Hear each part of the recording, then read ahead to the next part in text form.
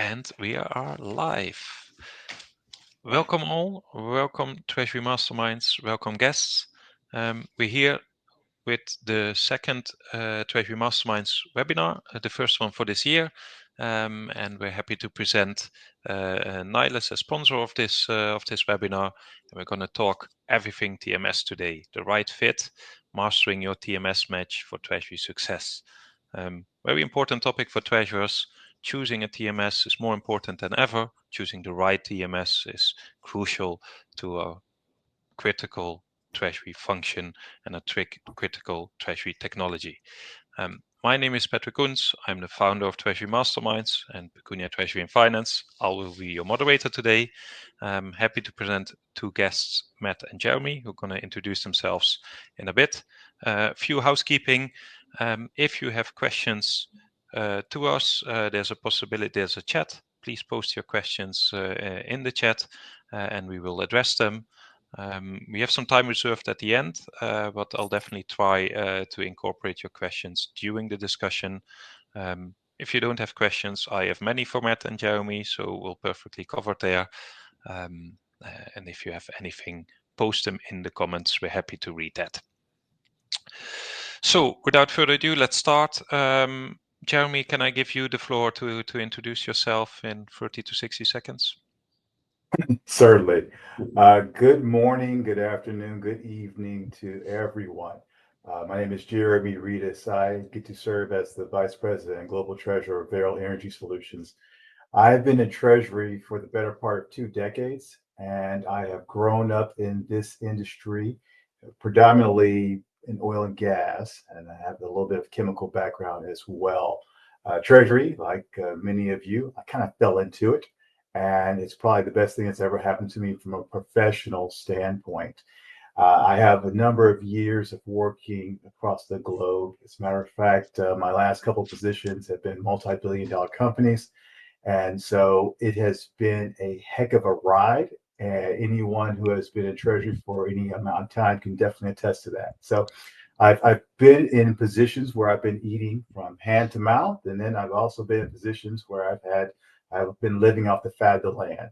So it's good to have both positions, and I'm looking forward to this opportunity to work with you and talk with you, Patrick and Matt, because it is a opportunity to speak, talk, and people know exactly what Treasury is. So no need to actually have to educate them on what it is, but it's opportunity to talk amongst peers.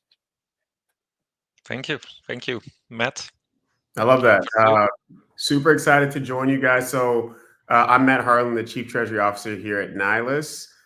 Similar to Jeremy, I've been around the neighborhood for some time. I've been in Treasury for almost 15 years across many different verticals. Before joining Nilus, I actually was head of Treasury over at Toast Inc. To complete a post-IPO, built out a lot of their Treasury operations and strategic capital markets operations. Prior to that, I was at Samsara, a leading IoT company in the Bay, where I led Treasury there as well. And I've been working in banking, life sciences, and many other verticals. But I'm super excited to be with you guys today. I think the topic at hand is actually quite rich, and it's very important. I think when we think about Treasury automation, we also think about AI. It's important to kind of demystify what that means and to actually walk it through very methodically. What are the capabilities of a system? How can it help you in understanding truly what the value add is? So Nilus is a treasury management platform. Quickly, we are segmented in 3 parts. The first part is data aggregation, and that's where we connect into the bank, the ERP, multiple different data sets to bring everything uniquely into the Treasury platform. The second one is our data enrichment layer, and that's where we're able to make the data make sense. So we're able to add in unique information to help you understand when invoices are going to settle, et cetera. Counterparty limits, understanding exposure of FX. And the third is our strategic insights layer, and that's where we're able to use AI to help you move efficiently across all of your workflows, both forecasting, positions, et cetera. The TMS market has gone through a bit of a renaissance, and Nilus is kind of positioned as the leader in the next-gen TMS space. But Patrick, excited to be here with you. I think this is a great topic, and I'm ready to dive in. Very good, very good. I'm excited to have you here as two experts, both sides of the table, to really discuss. And by the way, it's okay to disagree with each other. Have a discussion. Let's discuss. Let's dive into it. First question is for you, Jeremy. Straight to topic. Why choosing the right TMS matters. I get that question quite a lot asked as a consultant. Does every treasurer need a TMS or should even have one? Um, That's the great thing about webinars is that you come here with the intention of getting your particular problem solved. And so I hate to say this and sound like an economist, but it depends. It's it's the truth of the matter. It really does depend. And I will say it depends on the complexity of your system, of your structure, of your treasury structure. I started my career with a small shop, myself and the treasurer, and we were able to work off of just the platforms of the banks. We only had two major banks, and so working off their platforms, their proprietary systems, no worries whatsoever. I've also been in a very complex area where we had over 60 different banking relationships globally. And there were so many nuances where you're stuck with individual country banks that you must keep a bank presence here and so forth. So, and when you have and let's be clear about it, I'll be clear about it. Treasury, since there is such a misunderstanding of what we do, you're not going to get those resources all the time to be able to continue to just look at it from a banking platform perspective. So you're going to have to work smarter, not necessarily harder. So, long-winded way of answering your question. It really depends, and so every person needs to understand exactly their structure. I'll put it this way, analogy-wise: we're all the Men in Black. We all have our own same. We have the same directive, the same objective, but our needs have to be tailored. Our suits have to be tailored to us. yeah. And guess what? You're going to be Will Smith. That's not a bad thing. Good, good. But you're saying there's a correlation between the more banks you have, the bigger the need, the use case for TMS, really, right? Absolutely. Makes sense. Makes sense. Matt, you've been in Treasury. You've been a treasurer yourself years ago. The TMS market was quite different then. Yeah, you had a few niche players, big players around. TMSs at the beginning were for the elite few because they were expensive, hard to implement. Much different market now. You've seen it changed. You're on the other side now. So selecting a tool is much more difficult now. So why is it more critical today? How's the environment different than decades ago? And how the hell do we make a choice? Yeah, it's a wonderful question. Yeah, I think the environment has changed drastically. I think when I started, Wall Street Systems was there, and when I was working in the bank, there was SunGuard Systems, and unfortunately, I think even today, a lot of these large players haven't adopted new ways of innovating for their customers, and because of that, you're still paying a hefty price tag for 30-year-old tech. The way I like to think about the market is kind of three buckets. You have legacy TMS, which are the larger players like your Kyriba, your Ion Treasury that are kind of focused on feature parity. You have second generation, which is kind of new tech and maybe in the last 5 years like Travada.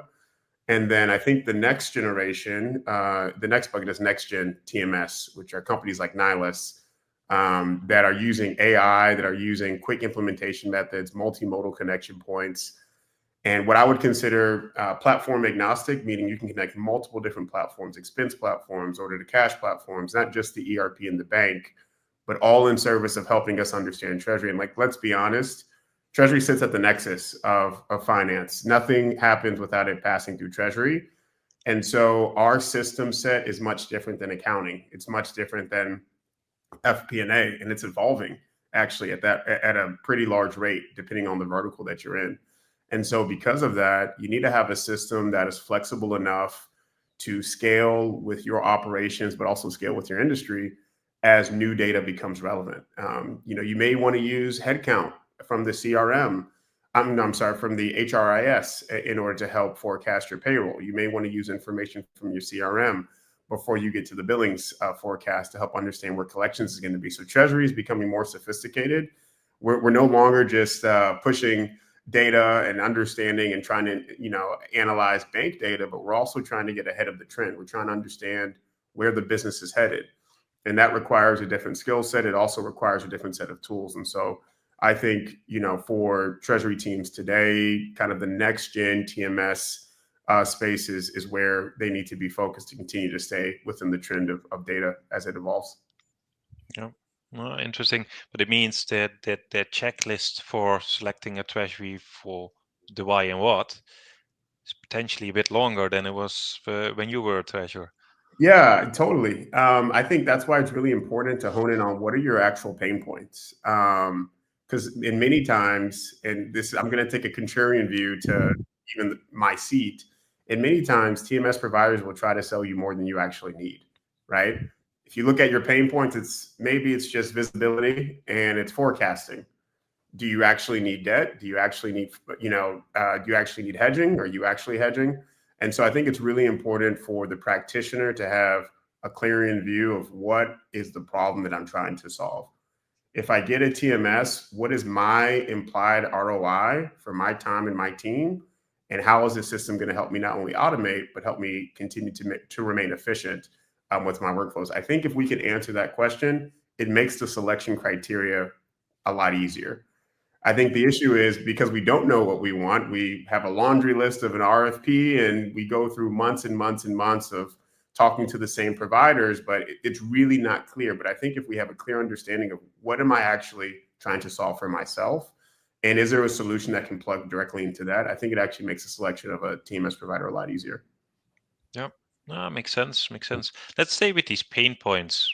Jeremy, you've mentioned one, the cash visibility, multiple banks. I've seen clients with actual bags of login tokens, these little machines with banks, very cute bags. A TMS can solve that, but that's just bank visibility. What other pain points have you seen solved by a TMS? Well, I go back in years. I remember one of my CFOs said once upon a time, if you don't know where your cash is, then you need to update your resume. And that is true. And so it always will come down to transparency. It will always come down to knowing where your pockets of cash are. Because as quite frankly, there is no one who's staying up 24 hours a day. So for me, at my current position, I do have to actually identify what's going on in Far East Asia, in Dubai, and chasing the sun. So I need to be able to pay attention to that. In my prior role, I actually was a director of the Western Hemisphere.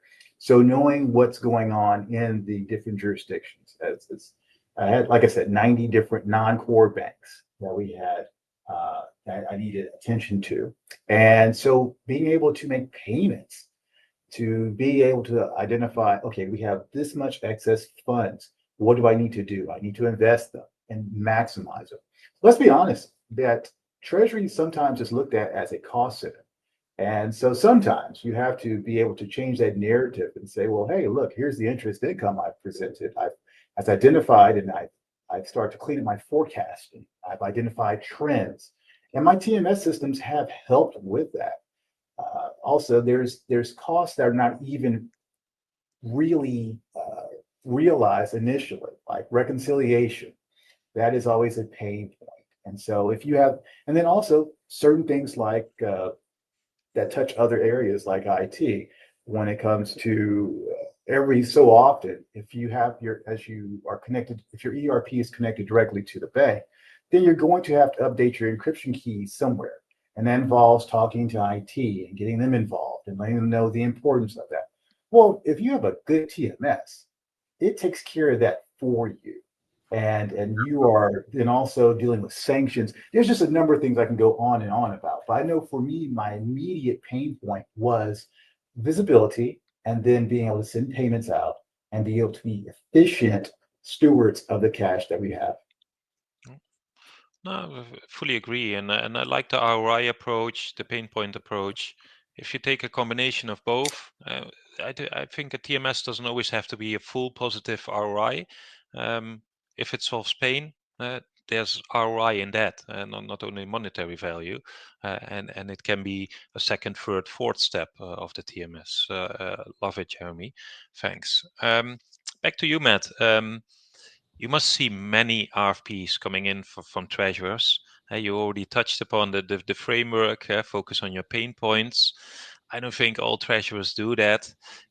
You must see many mistakes that treasurers make when doing RFPs or evaluating a treasury system. Let's focus on the mistakes. What do you see? What can be done better? Real valuable, tangible advice here. Definitely. Yeah. I think maybe to help contextualize, I think there's a thought or a premise that simply automation is enough. And as they get into it, they're like, actually, I wanted to do this and I want to understand where the strategic value is. Going back to Jeremy's point of really helping to kind of move the needle from cost center to profit center, helping Treasury be more strategic within the seat. And so I think a lot of times when we're talking to customers that have an RFP, that it's following a very kind of structured set of questions. Sometimes they get it from a bank or they get it off of Google. In many cases, it's actually missing the real strategic value of why you need a TMS, which is, can it actually help me avoid risk? We have a policy for counterparty exposure.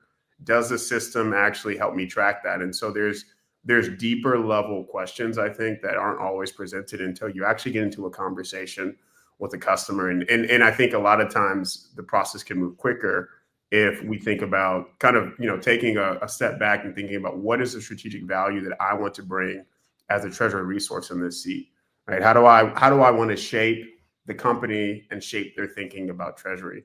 And I think when we start from that vantage point, the question set is actually quite different than RFP. So I think one mistake that is common is being too operational in thought and not strategic enough to really think about the value that the system is going to provide. Because I think a close question that's going to happen after implementation, after you get the pain solved, is going to be, okay, well, what is the value that's provided to the company?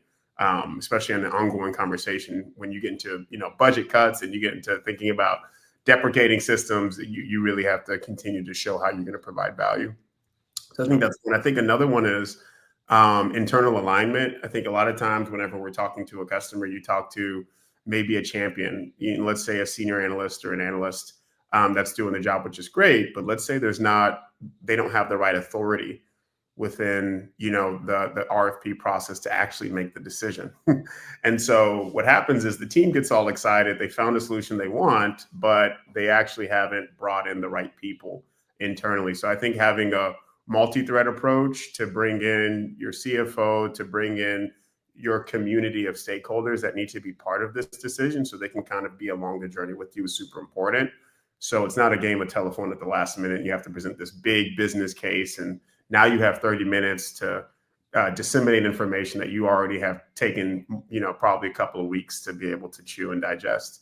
So I think that's important. And then the other thing I would say is understanding at every point of the conversation that you're having with the TMS provider, being able to understand the value that it's going to present to you, to your team, and being able to articulate that. So one thing that I like to do is I like to run ROIs, both on time, qualitative and quantitative ROIs, because I think a quantitative ROI is going to tell you what you get from a dollar exchange to purchase the system, which is important. I think the qualitative ROI is going to actually tell you kind of the hidden value that you're going to get adjacent to the purchase of the system that's going to continue to help you scale.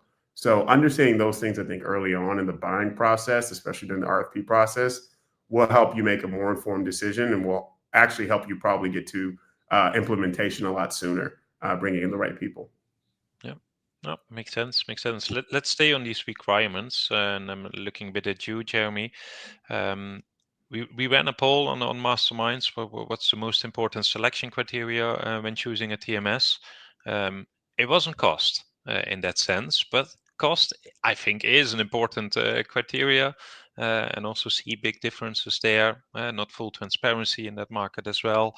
But if we ask you top 3 requirements, if you're choosing a TMS, which one would it be? Well, Glad you asked that. That's a, my answer always depends on where I'm sitting. In a previous life, when I was at Saudi Aramco, well, of course, money has no object at that point. And so you can do a number of things, and it just really comes down to what problem are you trying to solve? Similar to what Matt said earlier. I'm a much smaller company. And so the things I would say that are important are flexibility slash scalability. You have to, well, let's go back a little bit. The first rule is to know thyself. And so understand exactly where you're at in your treasury structure now. And what are the main points that are important? For me at this stage, it is going to be a transparency and global integration to be able to see when I first wake up where we're at. From a TMS perspective, it's how fast can that implementation go? Do I have the resources to be able to sustain a long, drawn out implementation? Typically, in the bigger companies, and I'll say this when we worked with Kariba, it ultimately ended up being a 10-month process, and you had to dedicate people to it night and day. You're taking people off their day jobs to actually be conformed to it, and then you have to sustain that. So you have to do a number of things to prepare for this long journey. It's not a sprint. It is a lengthy process. Well, in my former seat, we had people to spare. My current seat, not so. So it's going to be your time for implementation. It's what are my main pain points I have to address? Is this company going to address them properly? As Matt said, there's sometimes that you get sold the sun, moon, and stars. It's like buying a Corvette and then driving it through a school zone.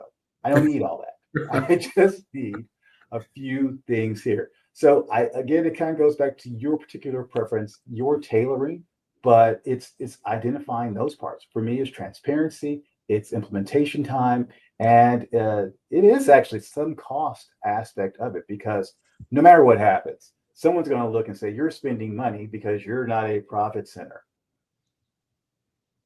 Yeah, that drills down to the ROI discussion. And funny thing, the number one answer was actually service and aftercare in the TMS, which when I thought about it, it's the hardest to measure up front in an RFP. Exactly. I can ask Matt all the time, how's your service? And they're all going to say it's excellent, it's top notch. And then they're all going to score the same on that feature. So no comparability.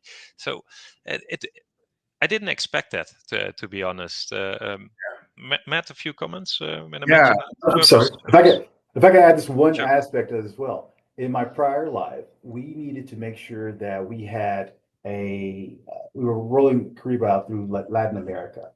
So to make sure that you have a service provider, consultant who's able to speak the language, and make sure there's nothing lost in translation as well. So that was a item that does not necessarily need to be addressed in my other roles as well. So like I said, you really do need to tailor it to what your needs are at this very moment.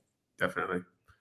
One thing I will say, just as an aside, my kids would love if I pulled up in the school line in a Corvette. So that'd be really fun. But Jeremy, I think I would agree actually. And I think there's a correlation between time to implement and actually aftercare. Because I think if you're having to spend a lot of time of your resources, you hiring consultants in order to get the system implemented, I think that should be a telling sign that the company doesn't have the resources to do it for you. And so I think having a short time to implement in some ways does correlate to the type of care that you're going to receive after implementation. And one big factor of that is the team in-house. I think a lot of the large players where they went wrong in the early days of TMS was, in order to grow fast, they needed to create a support model. And so they outsourced a lot of that implementation to third parties that don't know your environment, that aren't even Treasury folks. And so you're having to do a lot of translation work, to Jeremy's point, not just from a language perspective, but from a process perspective, to help the provider and now the third party implementer understand what you do and how to implement it in the system. And so That takes a lot of time. It takes headache. I've had, resources leave roles because of lengthy implementations, and it's not fun. If we think about the composition of Treasury, we are a resource-light team. We need to be a lean team. And so with that comes lean processes. And usually for coming to the TMS market, we needed it yesterday, not a year from now. And I do think it's also corollary when you think about short implementation time of having a low implementation cost. And so it is a win-win in that situation because you are using the TMS provider's resources. They should be doing most of the work. And with that should come, the white glove service post meeting where you should have some scheduled cadence of meetings with their customer service team in order to understand what's happening in my environment, what's new, and also just to address kind of, the normal course of business questions that arise as you're going through your workflows. And so what I like to tell people is like, with Nilus, for example, we do have an in-house customer service team.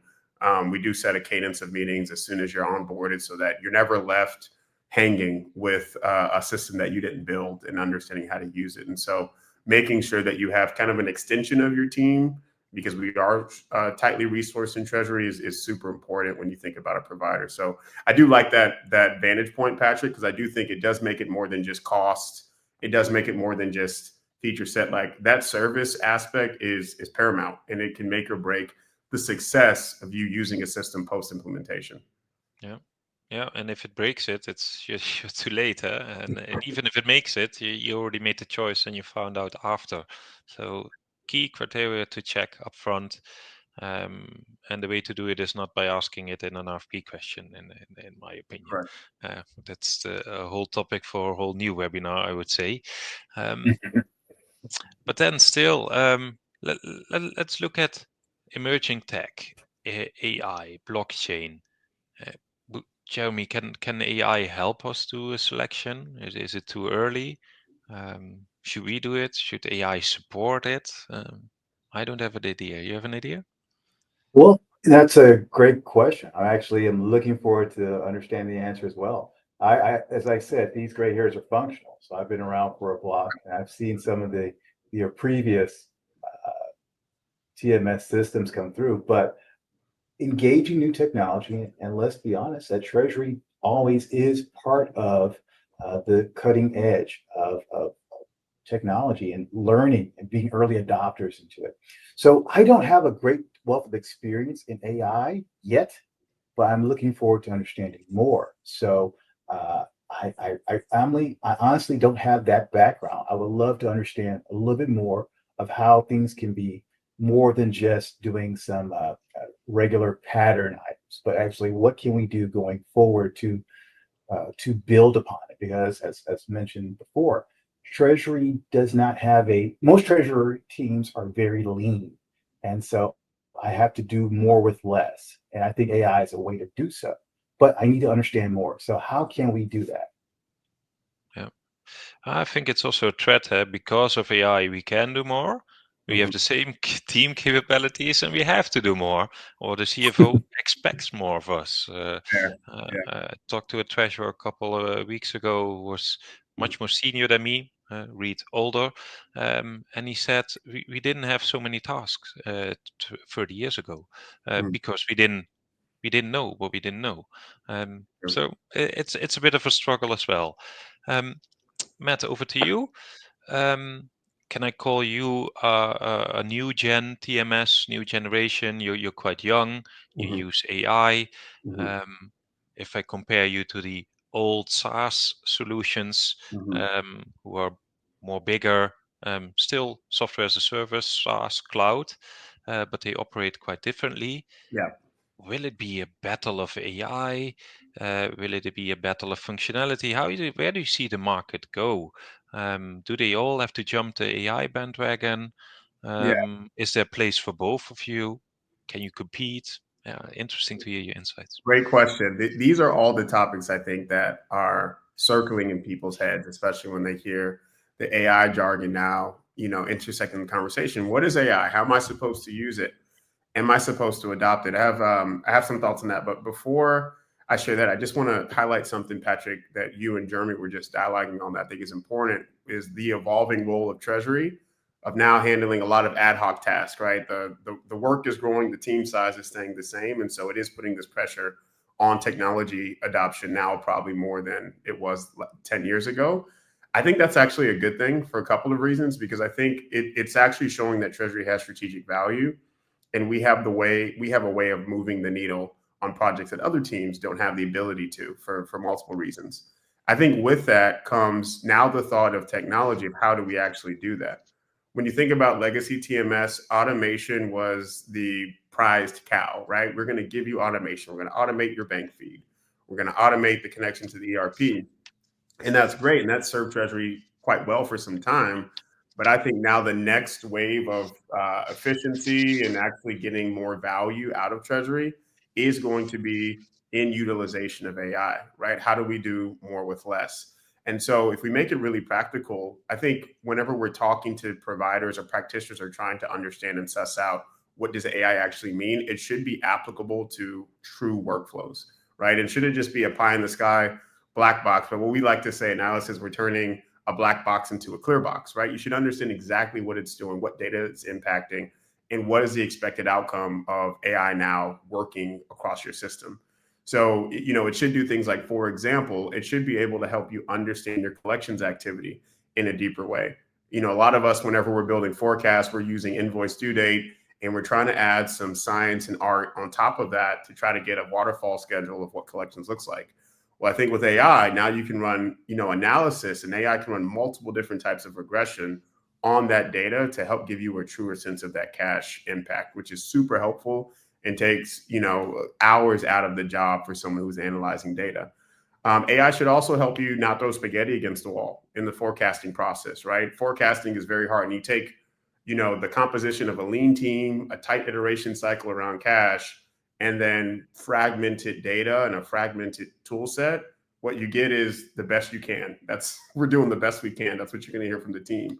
And so where AI can kind of help break that apart and help structure it is telling you where to look. Where are the problem areas? Where are the peaks and troughs of cash? What are the categories that have large week over week changes that I actually need to pay attention to?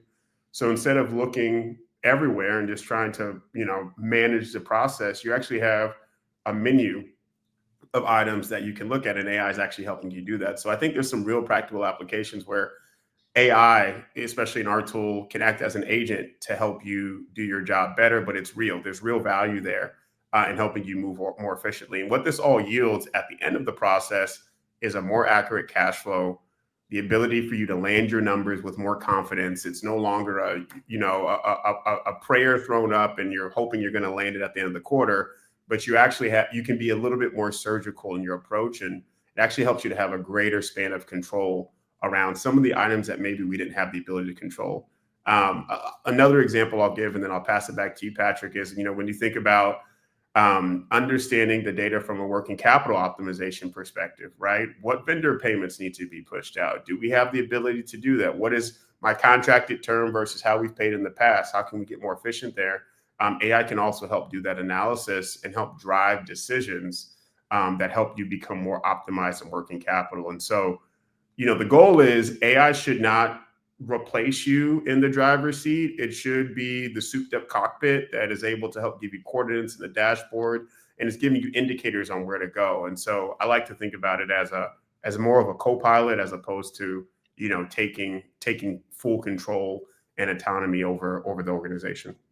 Yeah, that makes sense. I had a client of mine ask a couple of weeks ago, Patrick, which AI tool is going to solve my problems? You told him yeah. Well, in general, struggled with cash flow forecasting, and I'm like, I think this is step 3 or 4 of the process. Step 1 is, what's my data like? What are my data sources? Look at those, and I think you touched that point. Maybe a quick question which pops up now, so we didn't prep that. Short answer: does a TMS without AI capabilities even have a future? It's a bit a bold one, but happy to hear you. I'm going to let Jeremy take that, and I'm going to Okay, Jeremy, good one. Nice way to punt. Hey, the answer is, does it have a future? As long as there are humans still behind the keyboard, yes. Is it optimal? That's not, you have to decide for yourself. It comes down to people's personal palate. I will say that just the human nature that we don't like change as much. The older we get, we kind of like things to be structured and tailored and pillared. But yeah, it's always worked. And don't if it's working, don't fix it. So that's a train of thought. So it comes down to personal. Who's sitting in the chair? I like to believe that it's probably the best interest to kind of change things around a little bit, just a smidgen. You don't have to be the first early adopter, but you do need to stay and keep touch with the textures and tensions of the time. Yeah. But it's going fast for some treasures. The AI capabilities now of some TMSs look back 3 years. We didn't even talk about these possibilities. Okay, Right.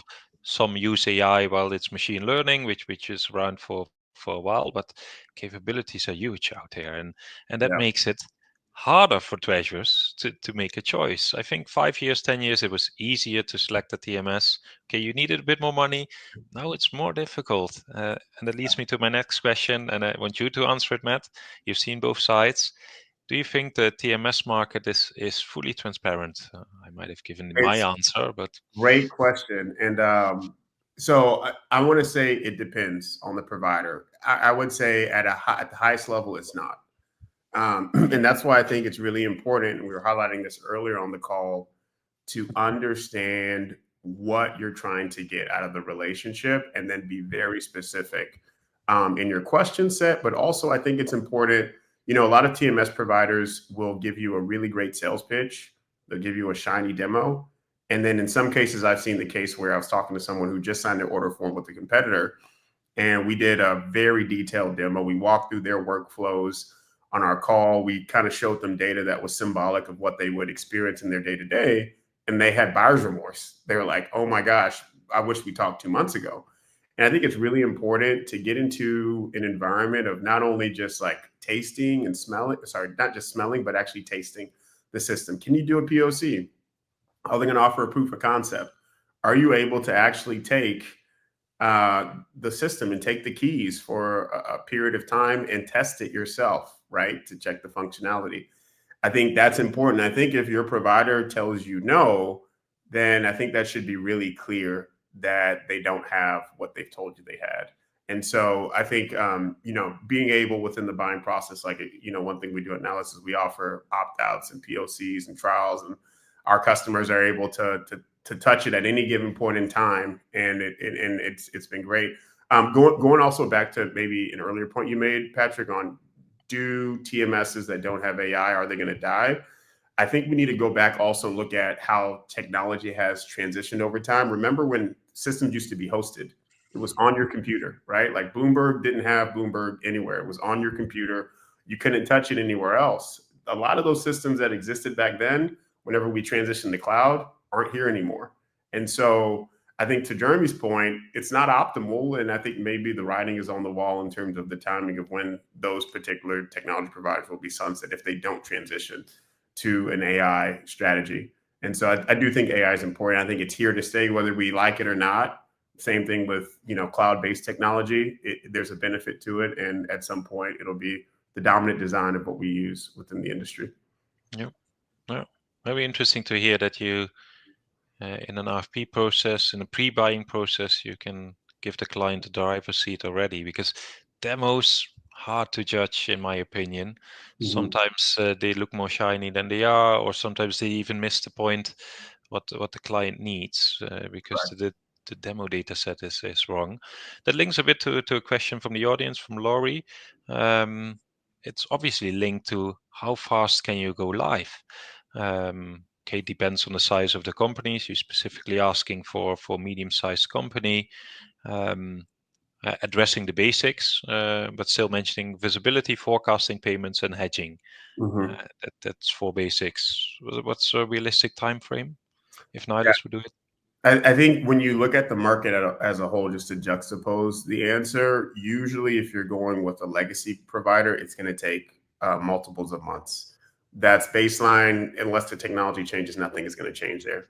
Everyone knows that. That's kind of known information in the practitioner community. When you think about next-gen TMS, like companies like Nilus, for example, we implement, I can't speak for every company, but we implement in under 10 weeks.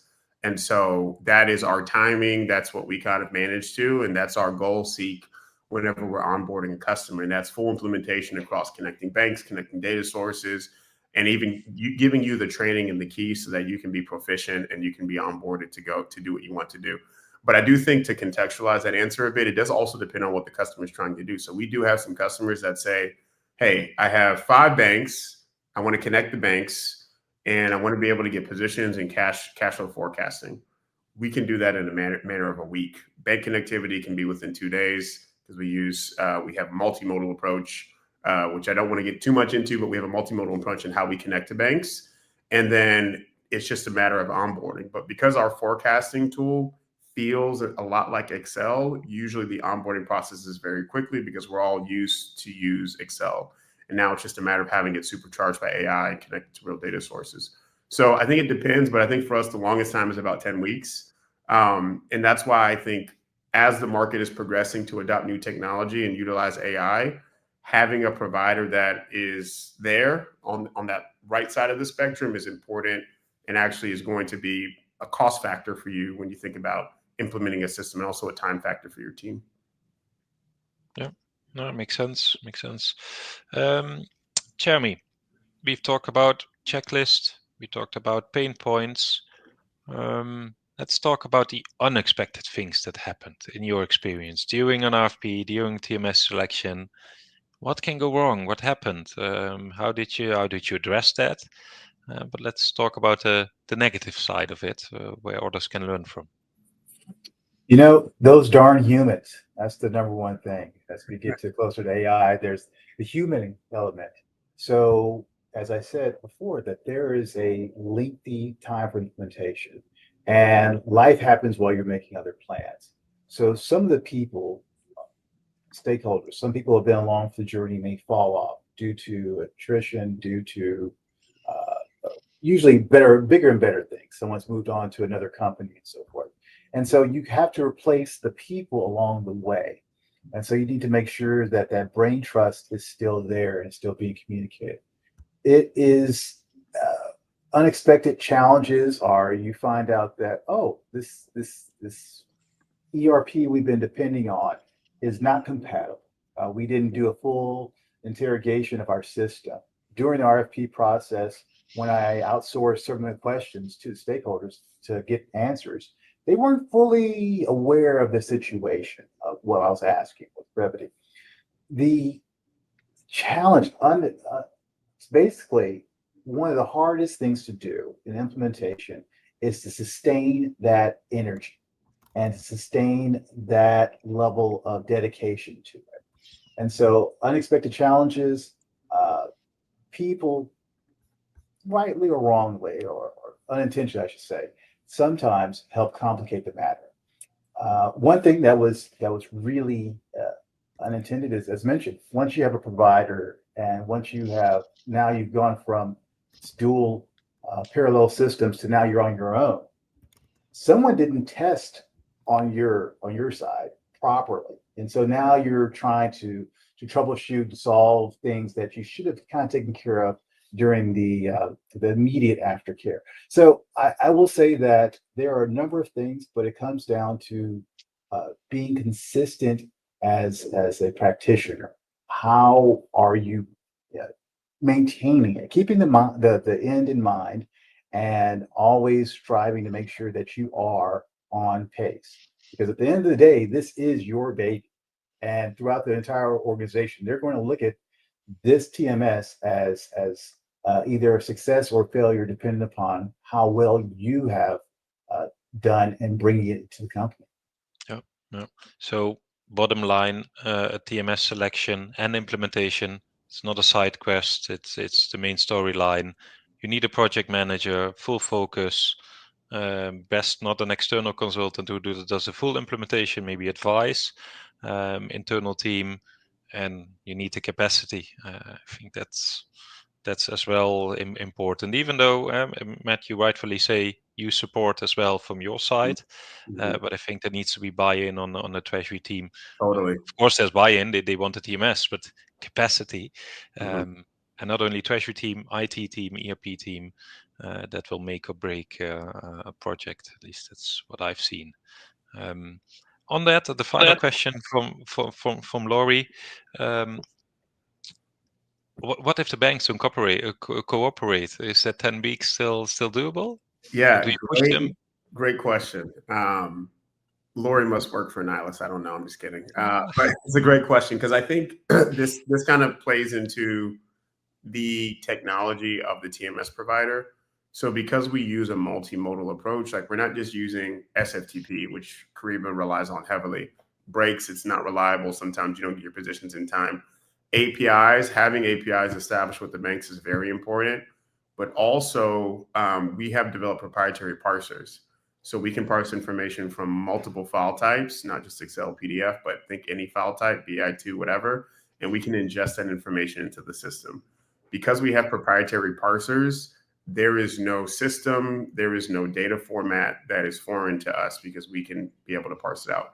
The other thing I'll say is we do use, open banking as a way as well. And so we are able to connect very quickly using a read-only user to extract information. So for us, because we have many different tools and we're not just a single trick pony, that 10 weeks is definitely achievable. And we've had cases where, companies are like, hey, we've just transitioned from Kyriba. We want to leverage, the SFTP connections, but they don't work well. And we say, okay, great. But what we're going to do is we're going to build another connection type for you to give you that, hierarchy. If one connection fails, you have another connection that's stable so that you can ensure that you get your information on time. I think what I've seen in my prior life, if I step outside of my Nilus seat, is I've gone through a full implementation with an ION system, for example, and I've gotten to the point where everything is set up. Cash positions is working. It's great. And then the next week, the team comes to me and they say the numbers are wrong. I'm like, why the numbers are wrong? They're like, well, 3 of the 10 banks, the connectivity's failed. And so we have to go back to Excel to do it manually. And nobody wants to do that. I think that's frustrating. And that's where, you have people's jobs at stake, right? Your treasury analyst, senior analyst, they are reliant on this system to be accurate because they are presenting it up to their bosses. And so I think having a multimodal approach is super important. And I think it gives credence to the timeline that I quoted. And so it's important as you're doing a TMS selection, if they give you a great pie in the sky answer on how quick it can implement, ask them how. How are you going to do it? Get very technical. What are the tools that you're going to deploy? And if they just tell you SFTP, then you can walk away. No, great answer. I think bottom line, you're as good as your weakest chain. And your weakest chain is often not the TMS because you selected that and you concluded that's the right one. It can be your ERP, it can be resources, it can be your banks. And that's an answer to George and Arisa there. If the banks don't deliver the connectivity at all or project resources, then you're looking at delays. You are, even if you have the best TMS there, the best project team, the weakest resource is not delivering.